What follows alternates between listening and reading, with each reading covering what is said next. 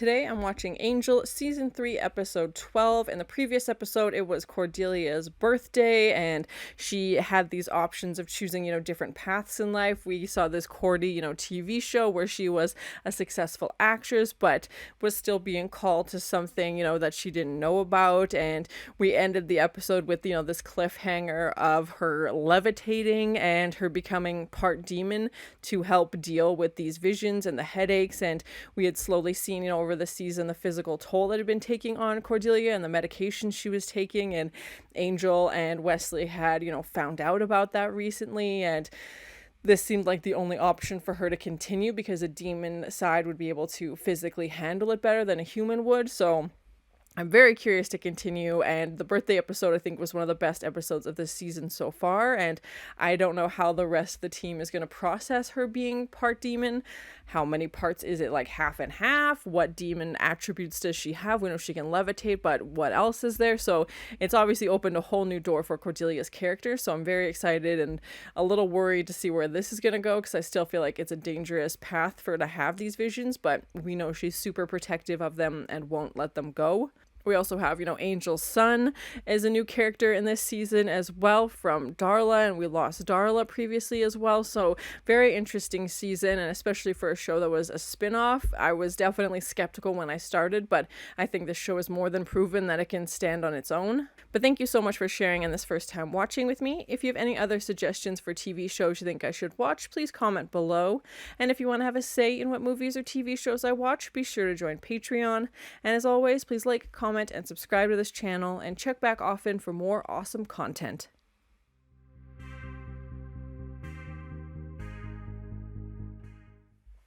How's the Connor Fund?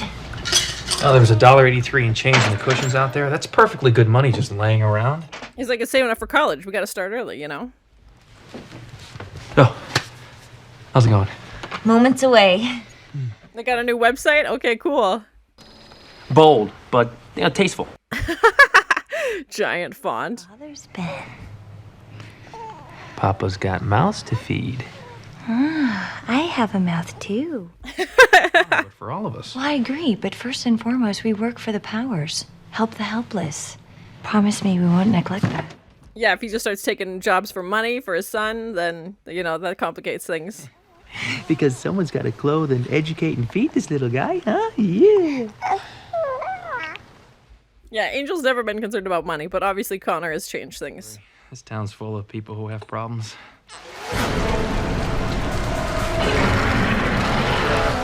And cue the monsters. Come on! Come on! And the split screen. Oh, here we go. Oh no, they put the wrong number. Oh no. Oh, dang it.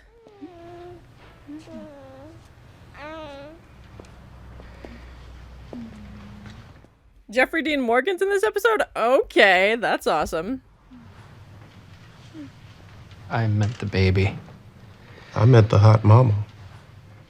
How do you really feel? Oh, my Gunn's got a crush. Finding him is our number 1 priority. I thought you said... Finding Holtz and making money are our 2 number 1 priorities. Helping the helpless.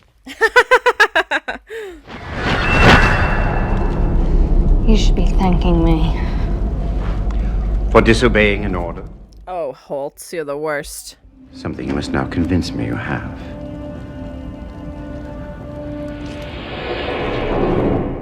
Oh, God, a screwdriver? Ah, I think she's committed. God. Please have a seat, and one of our associates will be right with you. Hey, Lauren, non-human on deck. Coming.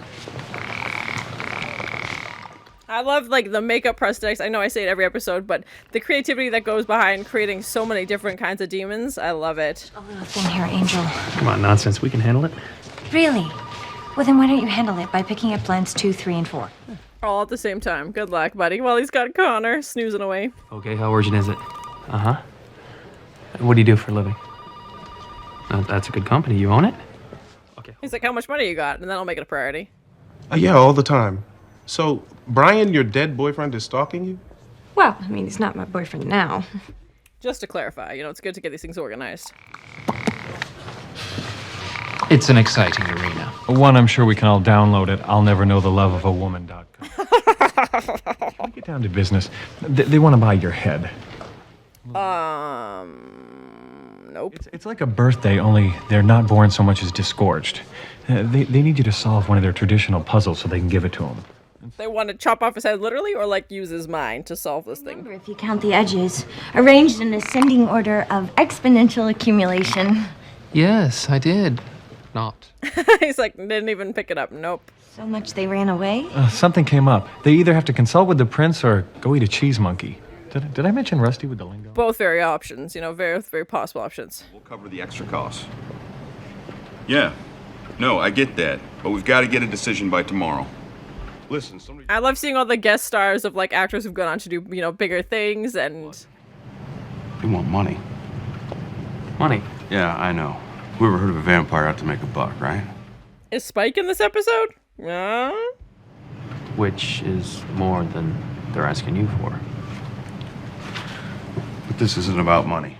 Yeah, why doesn't he just pay them then, if that's what they want? I'll get right on this. Thanks. Sure. Nothing suspicious about that. He obviously has the money. What are you doing in my office? Oh! Ooh! Plot twist! You'll know them when you see them. Their eyes will look like this field. Yeah, Holtz wants to start this army of vampire hunters. Like, he's trying to collect people who are, just as pissed off as he is, basically. It's Justine. We're clear.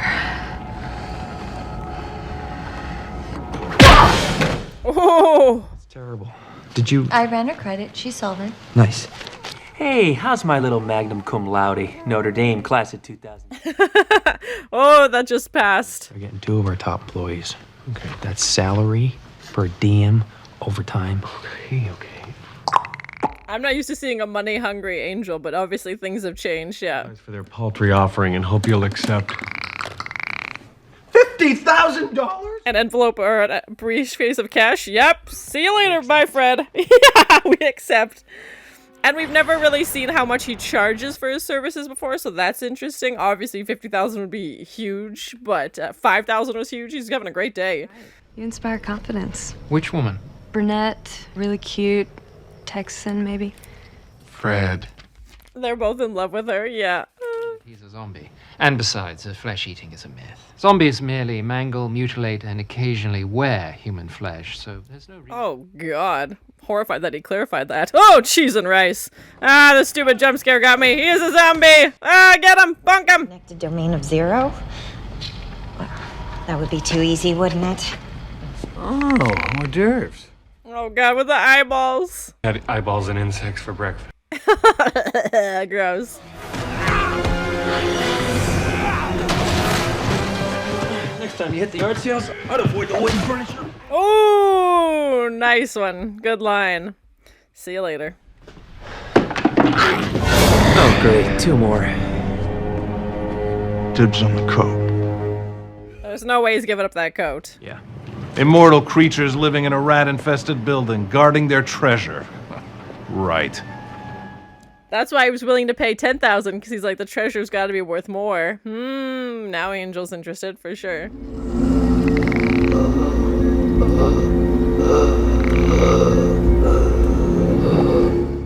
What is going on here? Like brain juice or something? What is in his eyeball? Or what? Just a tube connected to a bunch of weird jars. And the computer with Fred? Oh my god. What? They're gonna steal Fred's face? They literally met her head. That's what I was worried about. Oh my god. Get out of there, Fred.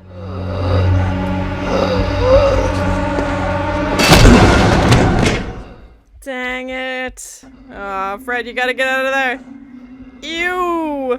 Ew, why those graphics with the little red line? Oh my god, that's horrible. It's a long shot, but I really can float, you know.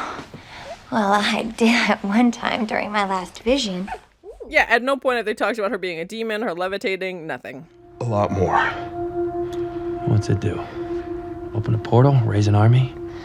It glows in the dark. I discovered there's a lot of cool things in this world. 50 grand? Way up there on the list. Yeah, Cordelia is obviously very excited about this. It's up in the safe and... Right after this vision. She's getting a vision of Fred. Oh, no.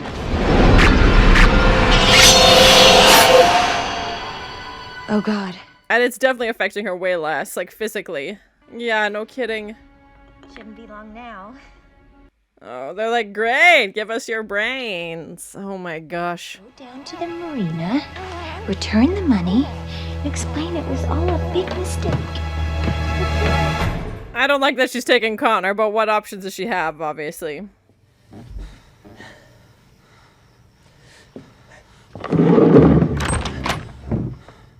Oh, it's just a sad zombie. Read my diary, follow me to work. I never... Okay, I read your diary once or twice.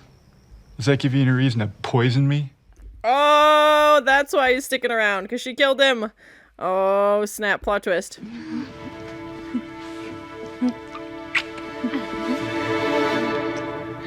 Will that be cash or charge? Yeah, he's like, you're paying us either way, lady.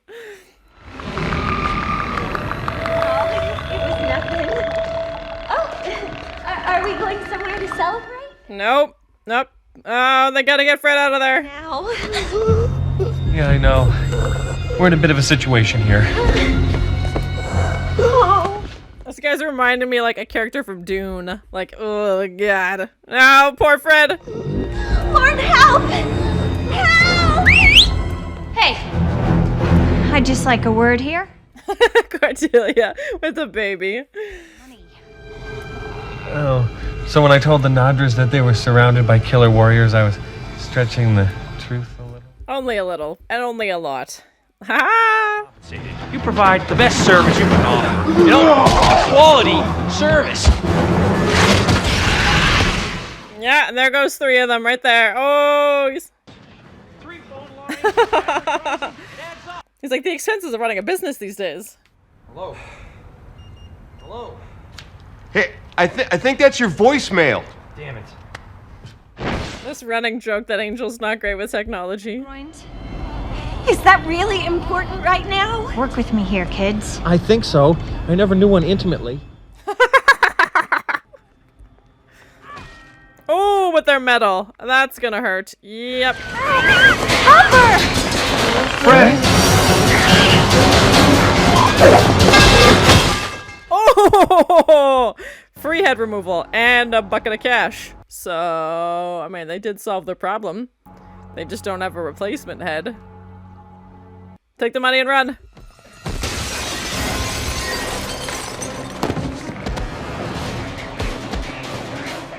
Oh, metal faceplates. Good night. Bonked him. But that's no excuse. Where was I? He's distracted, obviously. They tried to cut Fred's head off. We earned every penny. Cordelia's like, yeah, I'm not passing down 50 grand, obviously. Let's take the money and get out of here. And it's interesting to see Angel, like, not struggle with being a father, but trying to navigate it and, like, find this balance between work and being there. And pay our bills. And put a down payment on a boat. College fund. Pay our bills.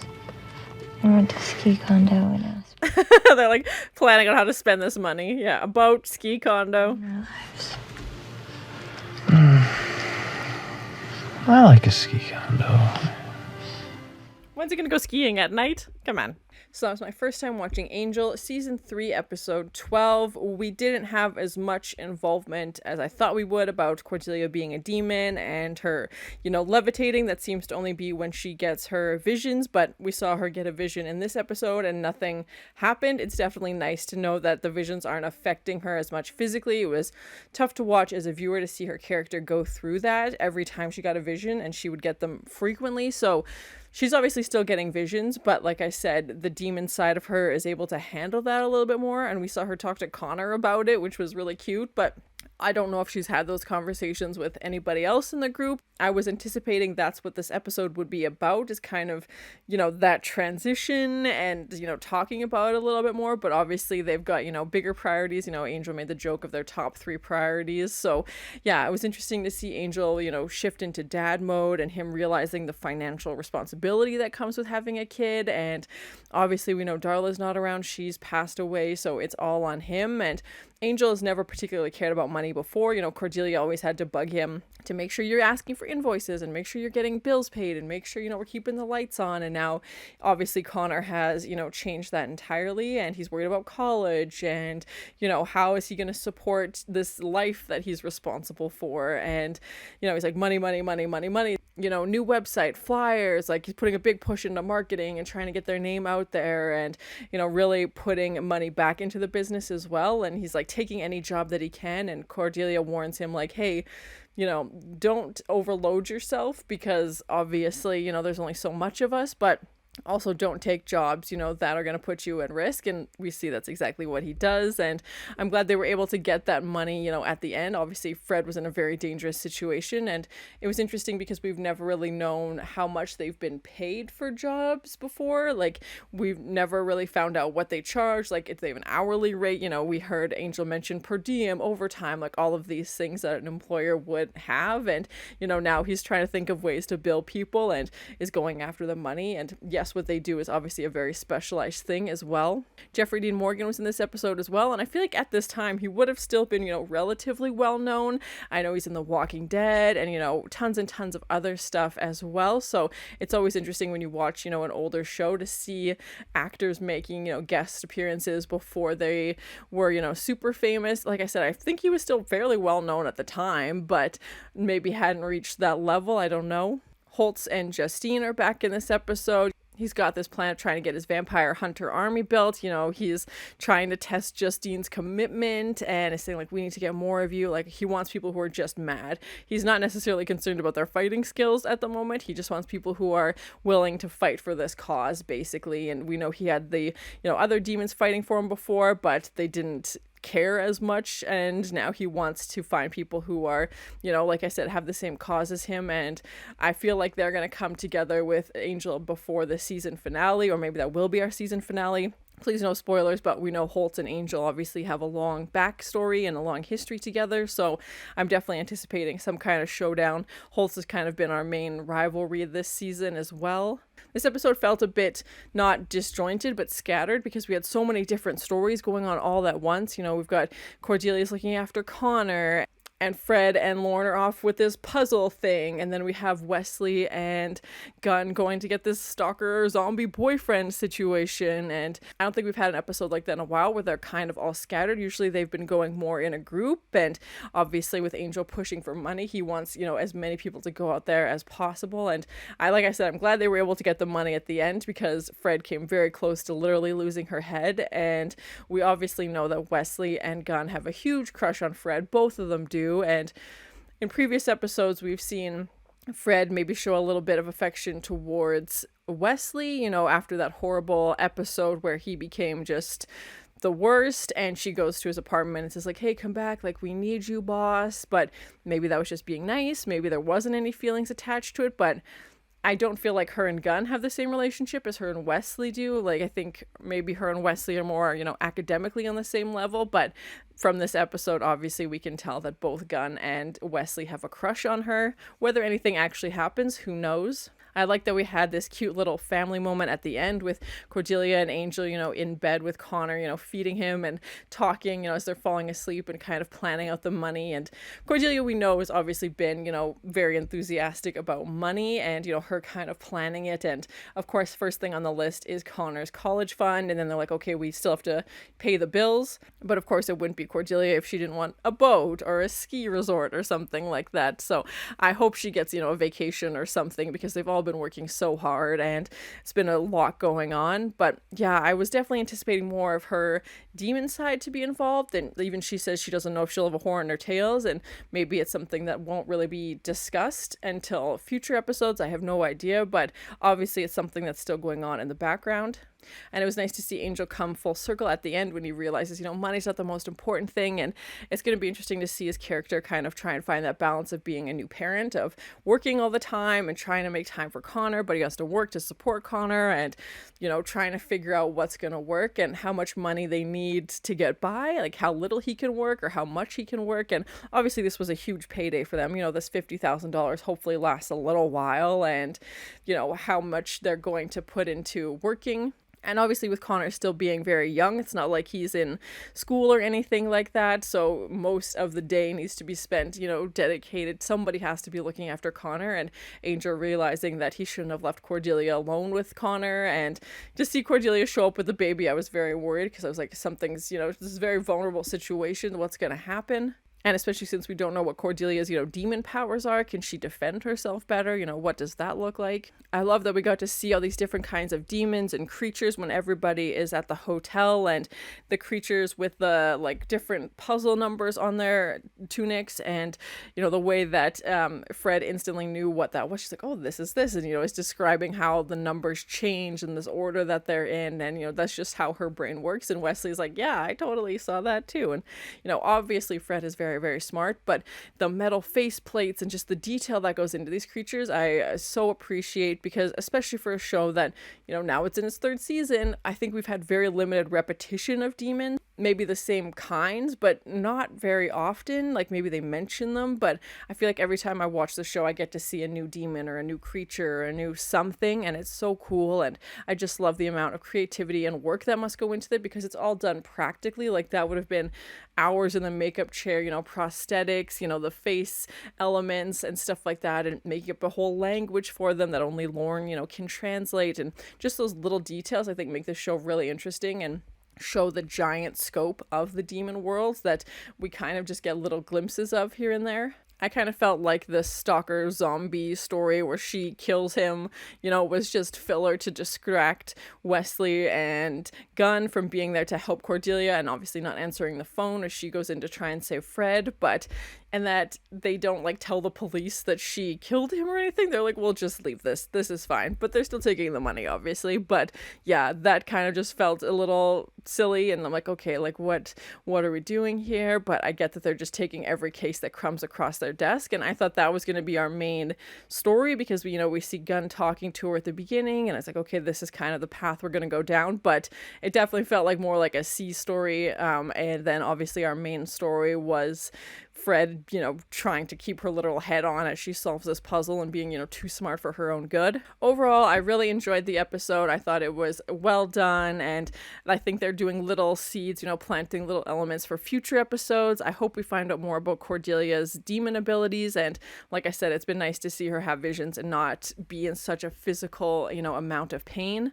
Always great when Connor is in the picture, and I'm glad Angel has got a little bit of seed money he can tuck away for a rainy day and to help them pay the bills for the next few months if they hit a dry spell. Who knows? But it definitely seems like business is booming, and hopefully Angel can try and find that balance between working and being there for his son.